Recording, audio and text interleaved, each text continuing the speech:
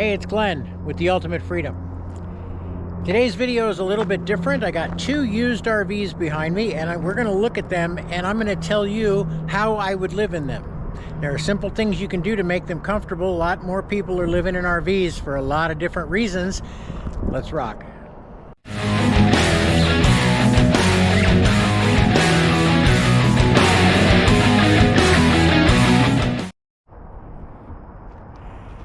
So this is not a walkthrough. I'm not going to go through the numbers and the prices and all of that. We are going to look at the interior on this R-Pod and Vista Cruiser by Gulf Stream.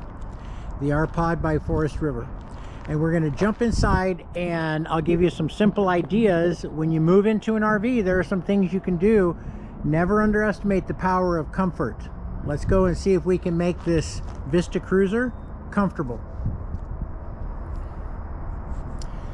Before we even get inside, one of the things you can do when you're moving into and living in an RV is use that awning space, pull your awning out, and then get tarps or screen material to build walls down to the ground and put a couple of outdoor chairs here, and you've given yourself some space to be outside and given yourself more living space. And of course, barbecuing and cooking outside is always nice as well. Now let's head inside and give you a couple of ideas. So this rig here would be okay for a single person or a couple. It's a rear dining unit the way that it's set up now, and this is the way it's set up from the factory. You got your fridge right there. Let's do a quick walkthrough just to get a lay of the land. Okay, there's your heater, there's your fuses and breakers and your converter.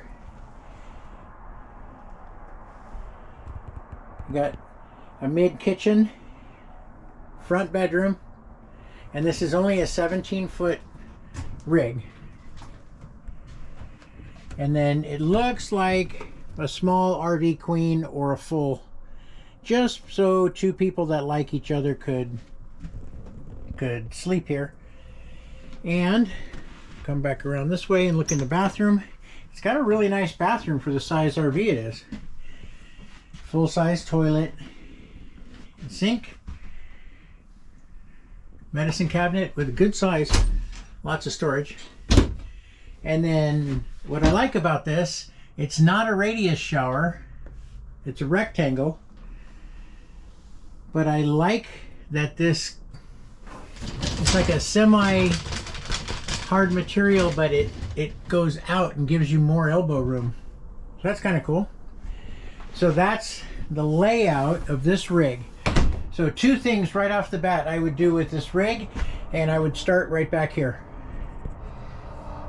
Okay, now this modification I'm going to tell you I've already done on my rig. Underneath this bench there's mechanical and there's electrical, there's stuff that runs the rig. There's nothing underneath this one. I've already lifted it and looked. It's just storage. It just goes back to the wall. I would remove this bench entirely, take it out, and the table folds away. And then what you would get is, I'll move that table and show you how much room you would gain. So here we are without the table. I just put it right here. And with that gone, you get all this living space, and that would be a proper recliner right there.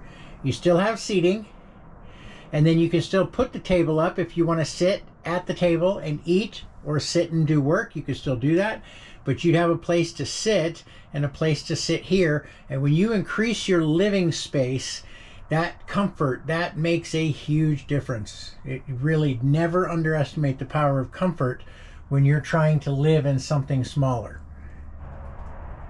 Now, after taking this out, here's our entry door. Coming to the front here, there's no separation between this little bedroom and the rest of the rig. So I would definitely put something here, hang a curtain across here, so that, and it'd be easy to do, right here and across, so that the person up there can sleep, can rest, whatever, have separation from the rest of the rig, and somebody can be in the front and get some work done, or be sitting in the chair reading a book, looking at their tablet, whatever. And so getting that separation, I think, was important. So in this rig, those two changes, get rid of that, open this up, put a recliner, and create separation between the bedroom and the rest of the rig. That's how I would live in this rig.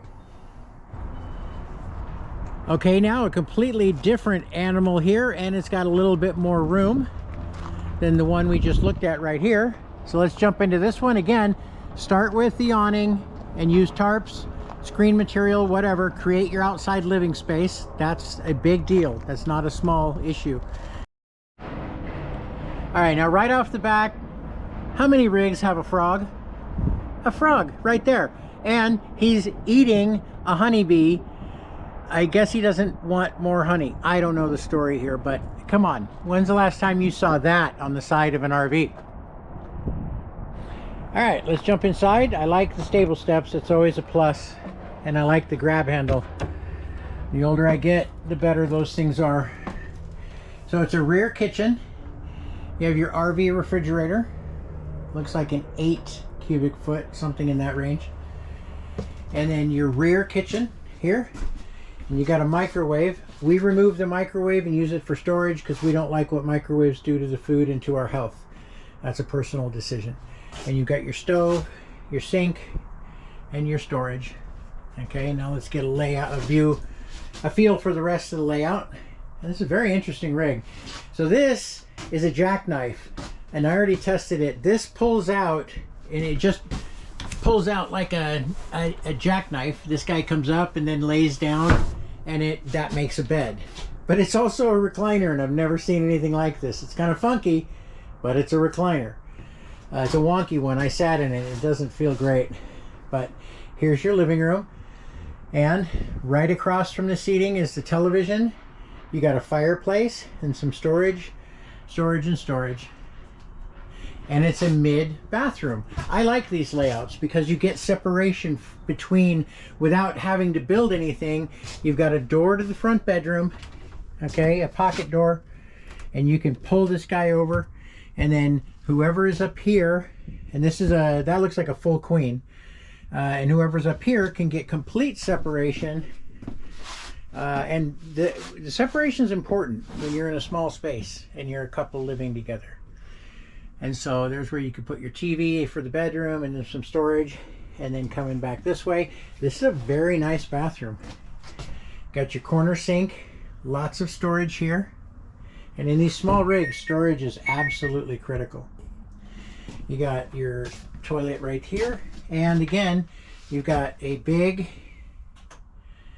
shower, and the screen, the curtain kind of pops out with this rounded deal. So I like that. That's a nice touch. Okay, so that's the layout of this rig. What would I do? How would I live in it? The change I'm going to make in this rig is right here. Okay, so coming from the bathroom into this living room, and this is a slide, and the change I would make is this guy's funky. If you don't need that bed, I would take this unit out entirely, because sitting on this thing is weird, and the way this thing works is it's really wonky. It's really strange. You're supposed to pull this lever. That's supposed to release this guy, but he's kind of crooked. Anyway, if you don't need the bed, if you're just living in this by yourself or as a couple, I would remove this unit entirely and put 2 recliners, and there's plenty of room. It's a full-size deep slide. Recliner, end table, recliner. And then you got it homemade in this rig. That's easy. And then here, you're looking right at the entertainment center. So that's the change I would make in this rig. And really, this rig, that's the only change you need. This is a very nice rig. Now, as I stated at the beginning, the reason people are moving into RVs, there's a multitude of reasons. Some people want freedom, and that's my reason. I want to be free. I want to be debt-free. And the mortgages, the rents, and property taxes are just driving people out of their homes. It's absolutely incredible what's happening right now, not in a wonderful way. And so this is just a video to get you thinking. There are ways that you can live in an RV and make it more comfortable. Now, I'm not a fan of van life, and I have nothing against it. You like van life, go for it. Cheap RV Living with Bob Wells, he actually lives in a car and he's super happy. I'm not happy living in a car. And so I want comfort. I want a bathroom, a kitchen, a living room. I want all the comforts of home. And so there's a couple things I would do. If you've got some ideas about what you've done or what you would do to make it more comfortable for people who are moving into RVs out of necessity or desire, drop a comment, let me know, and I'll see you in the next video.